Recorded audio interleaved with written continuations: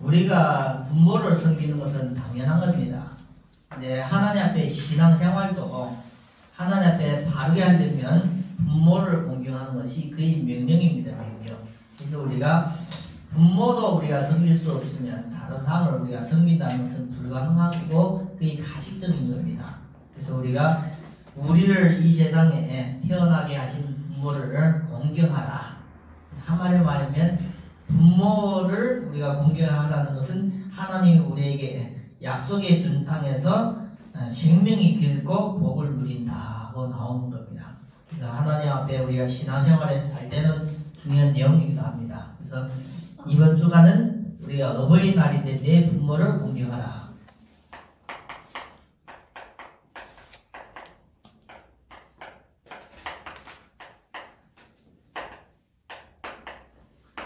우리가 하나님 앞에 부모를 공경하라는 하나님의 말씀을 통해서 우리가 부모와 우리 자녀의 축복이 그런 가정의 축복이 회복되는 그런 귀한 시간으로도 인도받을 수가 있습니다. 우리가 하나님 앞에 예배드리면서 우리가 주일을 지키는데 이번 주에는 우리가 어버이날 우리가 기념입니다. 기념. 주님한테 예배드리면서 기념하는 시간입니다. 그래서 우리가 부모님에 대해서 감사하고 고맙고 우리가 하는 시간이기도 합니다. 그래서 제가 지금까지도 신앙생활을 하는 것은 진짜 어머님의 기도 그리고 어머님의 이 신앙의 중요한 시작 때문에 지금까지 온 것도 이렇게 알고 있습니다. 그래서 우리가 하나님 앞에도 개인적으로도 이것이 생활 때마다 내 스스로 된 것이 아니라 그의 누구인가에 의해서 시작됐다는 것을 알기 때문에 우리가 부모님의 날을 통해서 하나님 앞에 기념하는 이 시간도 중요한 겁니다. 많은 우리가 불신자들은 살아있을 때 부모님들한테 효도도 못하고 돌아가시면 큰 제사와 이런 행사를 하는데 그게 진짜 효도가 아닙니다. 하나님 믿는 사람으로서 살아있을 때 우리가 효도가 함께 하는 겁니다. 함께 하는. 그래서 그런 부분을 중요하고 우리가 평상시 우리가 하나님의 부모한테 효도와 우리가 항상 하나님 앞에 그 마음을 품고 있는 부모의 사랑을 품고 있는 것이 중요한 겁니다. 그래서 어쩌다 한 번이 아니라 10년, 20년에 한 번이 아니라 항상 중요한 겁니다. 그래서 제가 항상 마음에 존경하고 감사하는 것은 이렇게 형님이 계속 부모를 생각하면서 하루에 한 번씩 정화하는데 저는 그것을 뭐 하는 것이 대단한 일입니다. 그 정화 활동이 보통이 아니라 그의 매일 한다는 정해진 시간에 한다는 것은 그의 마음에 결단을 안 되지고 그 깜빡깜빡 잊어먹는 일인데 계속 지금까지 하고 있다는 것은 제가 생각할 때도 저랑 훨씬 부모님에 대해서 효도와 그런 마음이 있다는 것을 제가 인정하고 이렇게 잘 인도받으려는데 개인적으로 좀 안 돼서 좀 부끄럽기도 합니다. 그래서 어버이날은 우리가 부모님에 대해서 주시는 메시지지만 자녀에 주시는 메시지입니다. 그래서 부모를 공경하라 나옵니다. 부모를 공경하라. 그게 하나님이 십계명 중에서 나오는 중요한 말씀입니다. 그래서 우리가 하나님을 섬긴다 하지만 부모님에 대해서 우리가 공경하는 마음이 없으면 그건 하나님 앞에도 우리가 신앙이 잘못된 사실입니다. 그래서 신명기 27장에 보면 16장 보면 내 부모를 경홀히 여기면 누구래요? 부모를 경홀히 여기면 저주를 받는다 나와요. 그게 하나님이 가만 안 두고요. 내 부모 때 내가 경홀히 여기는데 누가 가만 안 둬요? 하나님이 우리 자신을 그대로 가만 안 두는 거예요. 그래서 부모가 자녀한테 나를 안 섬기면 너는 하나님 저주 받는다가 아니라 하나님 앞에 우리가 부모를 경홀히 여기면 하나님 우리를 저주 가운데 빠지게 한다는 겁니다. 그래서 또 잠언서에 보면 22장 보면 잠언서 23장 22절 보면 내 낳은 아비에게 청종을 하고 우리가 아버지를 통해서 나오기 때문에 아비에게 청종하고 내 늙은 어미를 경히 여기지 말라. 하나님의 말씀인데 아버지에게는 청종 그리고 늙은 어미에게는 경히 여기지 말라. 우리가 볼 때는 내시가 많으면 그분을 통해서 받아들이는 것이 세상에 필요 없는 것이 많을 수 있어요. 그래서 우리가 부모님의 얘기가 우리가 필요 없이 경히 여길 수 있는데 하나님 말씀에는 내 늙은 어미를 경히 여기지 말라는 겁니다. 이것이 우리가 하나님 앞에 십계명의 중요한 내용 중에서도 나오고 잠언서를 통해서 나오는데 우리에게는 부모를 존중하게 공경하는 중요한 삶의 중요한 내용이 담긴 말씀입니다. 이거 25절에 보면 내 부모를 즐겁게 너를 낳은 어미를 기쁘게 하라. 한마디 말하면 우리가 부모를 즐겁게 하는 거예요. 기쁘게. 그것을 육신적으로만 즐겁게 하는 것이 아니라 부모님이 기쁘게 즐겁게 할 수 있도록 노력하라는 겁니다. 네 자신을 위해서 하라는 것이 아니라 네 부모가 즐겁게 기쁘게 할 수 있도록 우리가 뭐 하라고요? 노력하라는 거예요. 그래서 자녀로서 부모가 어떻게 하면 기쁘고 부모가 어떻게 하면 즐겁지 이걸 알고 부모를 즐겁게 하고 기쁘게 할 수 있도록 우리 자신을 최선 다하는 것이 우리 자녀된 도리이기도 합니다. 그리고 우리가 골로새서 보면 3장 20절 보면 골로새서 3장 20절 보면 자녀들아 모든 일에 부모에게 순종하라 나오는 겁니다. 그래서 하나님의 말씀인데 자녀가 부모에게 순종하라는 거예요. 그러면 우리가 볼 때는 부모가 틀릴 수도 있는데 그러면 하나님이 역사하시는 겁니다. 그래서 우리가 순종하라는 것은 하나님 부모님은 자녀에 대해서 순수한 마음으로서 도울 마음이기 때문에 자녀가 부모에게 순종하는 것이 그의 하나님 앞에는 여기 보면 이는 주 안에서 기쁘게 하는 것이다. 하나님 앞에서 바르고 즐겁게 당연한 겁니다. 그리고 골로새서 3장 21절에 보면 아비들아 너의 자녀를 노엽게 하지 말라. 한마디로 말하면 부모로서 자녀들을 노엽게 하지 말라는 거예요. 부모로서 자녀에게 너무 부딪히는 것을 할 때 자녀가 또 이렇게 빗나갈 수 있기 때문에 부모로서는 자녀에게 노엽게 하지 말라. 그래서 너무 이렇게 부딪히면 자녀가 빗나갈 수 있고 관계가 깨어질 수 있기 때문에 성경에 우리에게는 아주 중요한 진리의 부분을 말씀드리기 때문에 우리가 잘 순종하는 것이 도움이 되집니다. 에베소서 6장 에베소서 6장 1절을 보면 부모에게 순종하라 이것이 옳으니라. 그래서 자녀로서 부모님한테 대한 태도입니다. 항상 어떤 겁니까? 순종하고 항상 공경하고 그의 자녀로서 부모에게 대한 사실입니다. 사실. 그래서 우리가 부모님이 잘 낳은 것이 부모님이 대단한 것이 아니라 항상 부모님을 섬기듯이 우리가 하나님을 섬겨야 되기 때문에 이것이 우리의 자신인 줄 믿습니다. 에베소서 5장에 보면 에베소서 5장 31절을 보면 우리가 부모를 떠나는 때가 있습니다. 부모를 떠나는 때가 있는데 부모를 떠나 아내와 합하여 둘이 한 몸이 되는 거예요. 그래서 자녀도 부모를 떠나서 한마디 말하면 하나님 주시는 아내와 하나가 아니면 하나.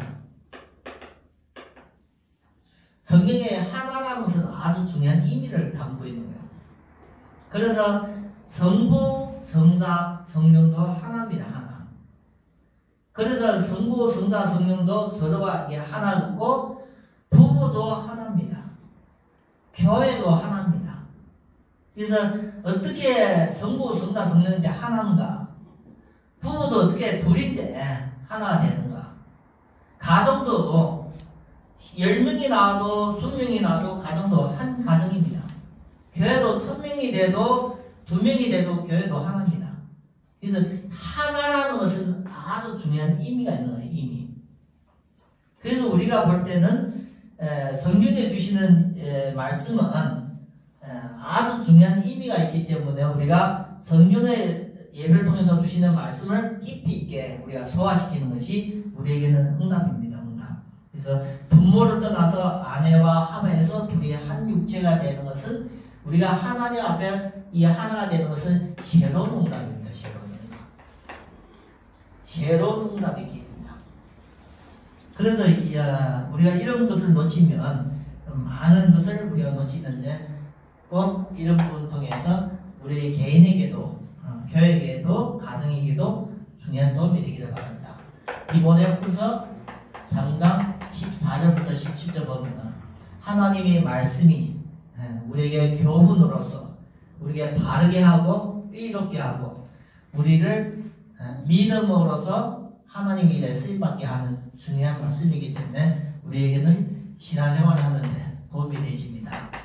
오늘 말씀 보면 신명기를 통해서 주시는 말씀이 중요한 내용이 많습니다. 모세의 책이기도 하고 중요한 명령이기도 합니다. 그러면 왜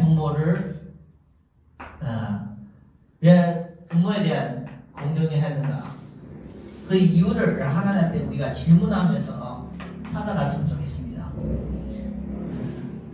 때로는 우리가 성경 보면 부모님도 자식을 버릴 때도 있는데 그럼 자식이 어떻게 부모를 이제 공경하고 순종하고 그런 마음이 생기는가?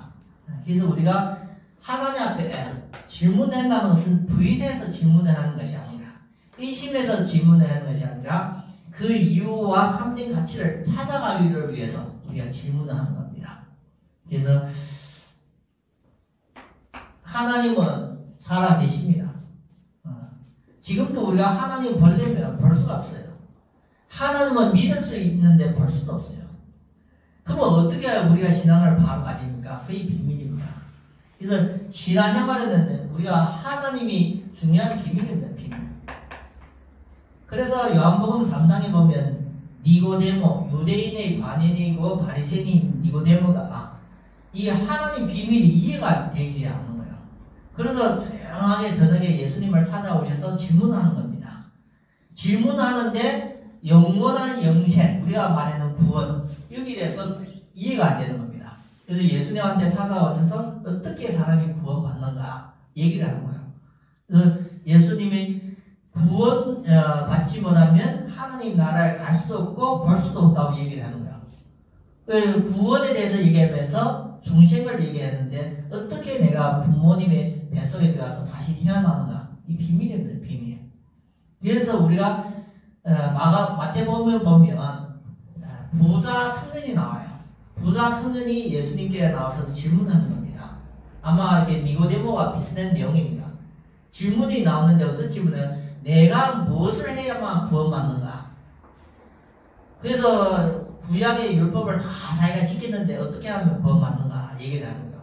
그래서 예수님의 말씀이 인간으로서는 할 수 없대 하나님부터 온다 나온 거예요. 그래서 우리가 이 비밀이라는 것은 하나님의 비밀. 하나님은 어떤 하나님입니까? 질서의 하나님입니다.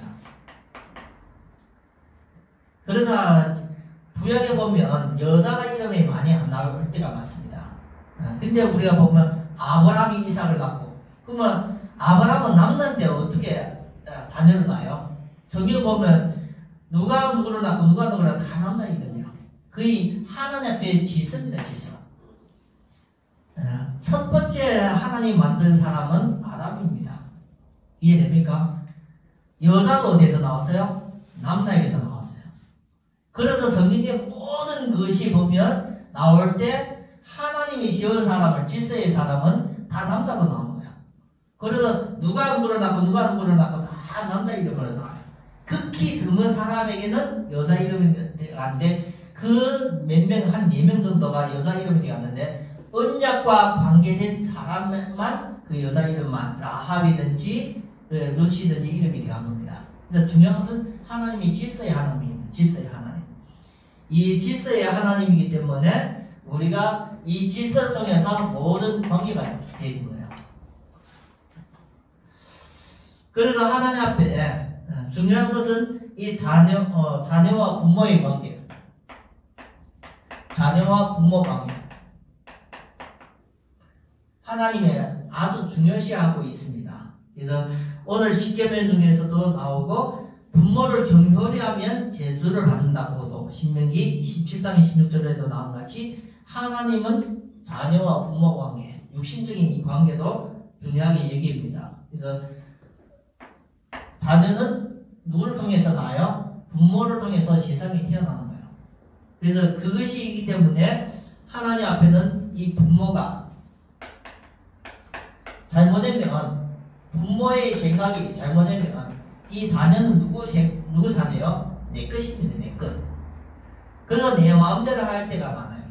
그래서 그것도 뭔가 하면 부모의 잘못된 생각입니다. 이거는 내 것이기 때문에 내 마음대로 한다. 그게 잘못된 겁니다. 그래서 자녀도 누가 통해서 줘요? 부모님에게 하나님이 허락한 거예요. 그래서 한나가 자녀가 없어서 하나님께 기도할 때 하나님이 허락하니까 자녀가 생긴 겁니다. 그리고 아브라함도 자녀가 없을 때 하나님이 허락하셔서 아브라함이 이삭이 태어나게 된 겁니다. 그래서 모든 자녀는 누구를 통해서 주신 거예요? 부모님을 통해서 하나님이 허락돼서 이 세상에 태어나는 거예요. 그래서 우리가 자녀에게는 뭐가 있습니까? 자녀에게는 하나님이 절대 뭐가 있습니까? 계획이 있습니다. 그 자녀 인생 자체가 누구의 계획이 있는 거예요? 하나님이 자녀를 이 세상에 태어나게 한 것은 자녀에게 하나님의 축복과 살아갈 절대 계획이 있는 거예요. 그래서 이 부분은 우리가 알고 있어야 되는 거예요. 그래서 자녀는 누구 축복 받아야 돼요? 하나님 축복으로 받고 사는 거예요. 부모가 끝까지 다 책임지는 것이 아니라 하나님 그 자녀가 태어나게 할 때는 자녀의 길이 있는 거예요. 가야 될 길이. 그래서 우리가 볼 때는 성경을 통해서 나타난 역사입니다. 이삭을 통해 아브라함 통해서 이삭 태어났지만 이삭 자체가 하나님의 응답입니다. 한나를 통해서 사무엘이 태어났지만 사무엘이 가야 될 응답의 길이 있는 거예요. 그래서 우리 자녀가 이 길을 갈 수 있도록 우리가 약속의 비밀을 가진 부모가 되는 것이 중요한 겁니다. 그래서 자녀에게만 그 축복이 있는 것이 아니라 부모님에게도 하나님이 계획이 있습니다. 그래서 부모님에게 왜 내게 그런 자녀가 주셨어요? 하나님 계획입니다. 그래서 우리가 그것을 우리가 전번주에 말씀을 통해서도 전달했기 때문에 이번 주에는 우리가 간단하게 이 정도만 우리가 말씀드리는 겁니다.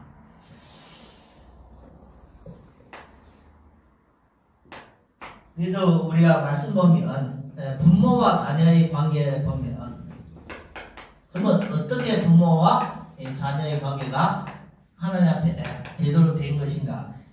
그것은 우리가 기준이 필요합니다. 그러나 우리가 생각하는 그런 기준이 아니라 성경이 절대 기준이기 때문에 그래서 성경적 우리가 말씀에 따른 이 말씀에 따라서 우리가 중요하게 인도받는 것이 중요합니다. 그래서 하나님 앞에 성경에서 믿음의 부모가 어떤 믿음의 부모로서 인도받고 믿음의 자녀가 어떻게 하나님 앞에 기도하면서 쓰임받는가 이 부분을 우리가 성경에 나타난 사건과 인물을 통해서 우리가 받아들일 수 있습니다. 그래서 그 부분을 우리가 성경에 보면 꼭 위대한 자녀가 보면 그 앞에 부모가 있는 거예요. 그럼 우리가 볼 때는 모세 하면 모세의 누가 생각나요? 어머니가 생각나요. 근데 모세의 아버지 생각나요? 생각 안 나요. 그런데 성경 보면 제사장이라 나와요. 대제사장. 그럼 대단한 사람이요. 근데 이름이 안 나와요. 그런데 모세의 어머니 나오는데 한마디 말하면 그 대제사장의 그 직분을 가진 아버지와 믿음의 어머니를 통해서 하나님은 한 시대 이스라엘 백성을 구원의 역사에 이룰 수 있는 중요한 일을 하게 만들어요. 그래서 한마디 말하면 부모님이 필요한 겁니다. 누구요? 자녀 자녀가 하나님 앞에 쓰임 받기 위해서. 그래서 우리가 이런 것으로 볼 때 감정보다도 인간의 감정보다도 더 중요한 것은 하나님의 사랑, 믿음이 더 중요한 겁니다. 감정을 앞서서 사랑, 하나님의 사랑, 이 믿음이 더 중요한 거예요. 인간 사랑보다도 하나님의 사랑. 하나님의 사랑이 그의 믿음입니다. 믿음. 그래서 이 부분을 가지고 믿음으로써 자녀를 우리가 기도해서 우리가 자녀와 함께 하나님 앞에 쓰임받는 것이 중요한 거예요. 자녀만 쓰임받는 것이 아니라 부모도 자녀와 함께 하나님의 일에 귀하게 쓰임받는 이 부분이 아주 소중한 겁니다. 이게 하나님이 원하는 가정입니다. 가정. 하나님이 원하는 부모와 자녀에 대한 교육이기도 합니다. 그래서 성경을 보면 모세만 함께 쓰임받는 것이 아니라 모세의 부모님도 함께 쓰임받고 모세의 형제들도 함께 쓰임받았어요. 모세의 누나도 함께 쓰임받았고 그와 같이 우리가 한 사람이 아니라 함께 그 팀에 온다는 팀. 하나님이 만들어준 팀. 어떤 팀이요? 한 팀. 그래서 이 가정이라는 것은 하나님 만든 최초의 가정입니다. 창세기 보면 아담의 가정은 하나님 만든 최초의 가정입니다. 교회도 예수 그리스도를 믿는 하나님의 자녀가 모인 그도 하나님이 만든 한 팀입니다. 한 팀. 그걸 통해서 하나님은 어디에 쓰임받게 해요? 전 세계를 대화시키고 치유하고 바꾸는 세계복음화에 귀하게 쓰임받게 하셨습니다. 그래서 우리가 이 한 팀, 이 가정에 어떤 가정이요? 성경적인 가정의 축복이 회복되는 그 귀한 우리 어버이날이 되기를 바라고 가정의 날을 우리가 맞이하면서 성경적인 중요한 가정의 축복을 회복하면서 우리 자신도 부모님과 함께 하나님 앞에 쓰임받기를 바랍니다. 그래서 이 부분을 제가 이렇게 생각하면서 많은 기도했습니다. 기도하면서 참 감사하게도 하나님 앞에 이 말씀을 전하면서도 저에게는 응답했습니다. 우리 가문 자체도 하나님은 100년 만에 이루어진 아주 축복의 시간표이기도 하고 하나님은 한국에서 중국으로 옮기고 중국에서 한국으로 옮겨서 오직 복음만 전하고 오직 전도만 하는 이 교단을 만나게 되고 또 거기에서 신학을 다니게 되고 또 거기서 목사를 안수받게 되고 교회가 일어섰다는 것은 우리가 볼 때는 연락할 수 있지만 하나님 볼 때는 아주 중요한 한 팀입니다. 한 팀. 그래서 우리는 한마디 말하면 한 사람이 되는 것이 아니라 한 팀이 되는 거예요. 한 팀. 그래서 우리가 힘이 되기도 하고 배경이 되기도 하고 그 한 교회를 한 팀이자 또 한 교회 한 팀이자 한 가정. 그래서 하나님 앞에 최고의 모델입니다. 모델. 그래서 모델이라는 것은 두고두고 나중에 증거로 남습니다. 우리가 아무것도 아닌데 작은 일을 하는데 하나님 앞에는 큰 응답을 두고두고 나는 거예요. 그래서 성경에 보면 라합이 나오는데 가나안 땅에 들어가려고 하는 정탐꾼을 숨겨준 거 한 번입니다. 한 번. 계속 많이 헌신한 것이 아니라 라합이 딱 한 번만 헌신한 겁니다. 한 번 헌신하는데 그것을 성경의 기록에서 우리가 두고두고 보면서 그 교훈을 받는 것처럼 우리는 한 팀이 되고 한 가정이 되고 한 교회가 돼서 작은 일을 한 번만 했는데 조금만 했는데 하나님 앞에 두고두고 응답이 될 수도 있습니다. 그래서 우리가 하나님 앞에 중요한 응답을 시작됐기 때문에 기도하면서 우리가 이제는 나를 살리고 가정을 살리고 가정만 살릴 뿐만 아니라 교회를 살리고 세계를 살리는 중요한 일에 한 팀의 응답에 지속적으로 받기를 예수 이름으로 축원합니다. 우리가 그런 말씀을 진짜 마음에 담았으면 그게 하나님 주신 말씀입니다. 우리가 그런 말씀을 못 담으면 우리가 예배 축복을 놓치는 겁니다. 그래서 항상 예배를 통해서 주시는 말씀이 나를 통해서 성취된다는 것을 알고 그냥 가정이 아니라 복음을 통해서 먼저 나 자신이 바뀌지는 겁니다. 복음을 통해서 나 자신이 치유되는 겁니다. 복음을 통해서 나 자신이 회복되는 겁니다. 그러면 사람은 자기만 바뀌면 다 바뀝니다. 다른 사람을 바꾸기 위해서 다 자기 먼저입니다. 그러면 나와 제일 가까운 것이 가정입니다. 가정. 그래서 가정이 치유되고 우리 가정 같은 경우는 이제는 교회 응답으로 가는 겁니다. 예, 그 시작이 납니다. 그래서 우리가 하나님 앞에 우리가 이제는 예배 승리하기를 바랍니다. 그래서 예배는 누구에게 주시는 축복인가 하면 교회에 주시는 축복입니다. 그래서 성경 말씀 보면 귀 있는 자는 성령이 교회에 주시는 말씀을 듣을지어라 나온 거예요. 그래서 예배는 우리가 교회에 주시는 축복이고 예배는 성도에게 주시는 축복입니다. 성도에게 주시는 하나님의 축복입니다. 그래서 우리가 하나님 앞에 예배드리면서 중요한 부분을 우리가 찾아가기를 바랍니다. 그래서 예배 드릴 때 우리가 계속 듣는 것이 말씀입니다. 이 말씀을 들으면서 귀로 듣는 것이 아니라 마음속에 깨달음이 중요합니다. 하나님 말씀 듣는데 깨달은 건 중요해요. 마음속에 와 닿는 것이 중요해요. 말씀을 우리가 귀로 들으면 내가 놓칠 수 있는데 마음속에 우리가 깨닫고 받아들인 것은 이것은 영원한 겁니다. 우리가 왜 잊어버려요? 예배 드리는데 왜 잊어버려요? 우리가 누가 얘기한 거 왜 잊어버려요? 안 깨닫고 못 받아들였었는 거예요. 진짜 예배 드릴 때 내가 이 영적인 부분을 깨달아지고 받아들이면 이것이 내 마음속에 들어오기 때문에 영원합니다. 영원. 그래서 우리가 예배 드리면서 하나님 말씀을 강단 통해서 들을 때 이것을 깨닫는 것을 받아들이는 것이 이게 중요한 시작입니다. 하나님 말씀 들으면서 우리가 받아들여야만 아주 중요한 시작이 되어집니다.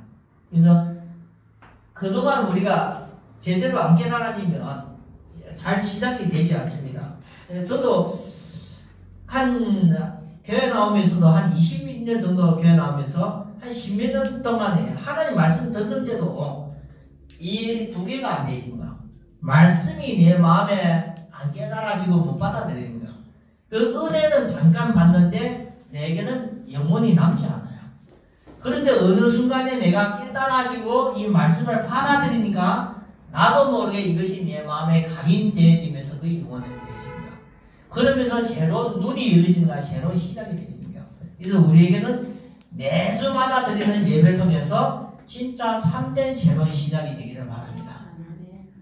예배 드리면 진짜 새로운 시작이잖아요. 힘이 나와요.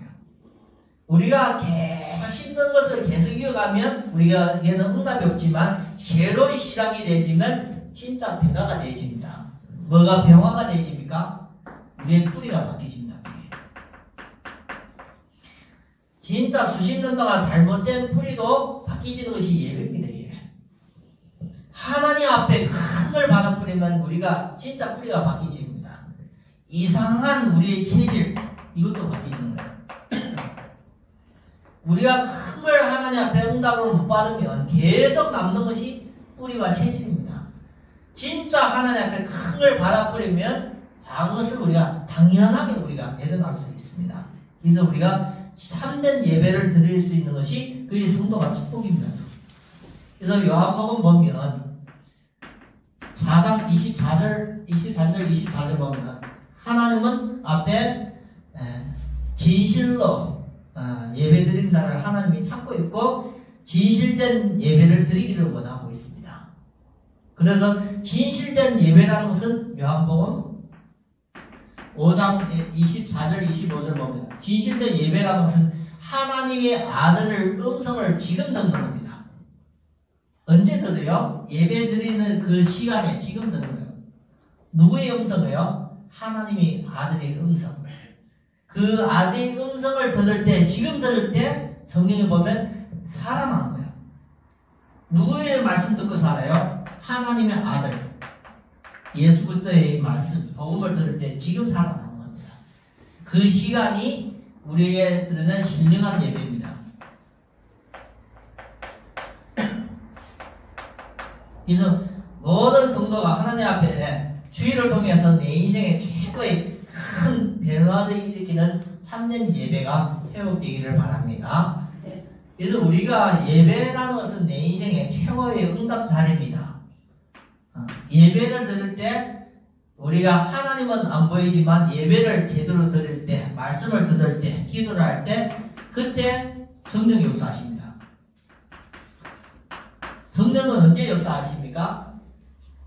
예배 자리에 있을 때, 말씀을 듣고 내가 깨어지면서 하나님 말씀이 들어갈 때, 그때 성령이 역사하십니다. 성령은 누구에게만 역사하십니까? 성령은 누구에게요? 성령이 내주한 사람에게만 역사합니다. 누구에게 성령이 내주합니까? 구원받은 자에게.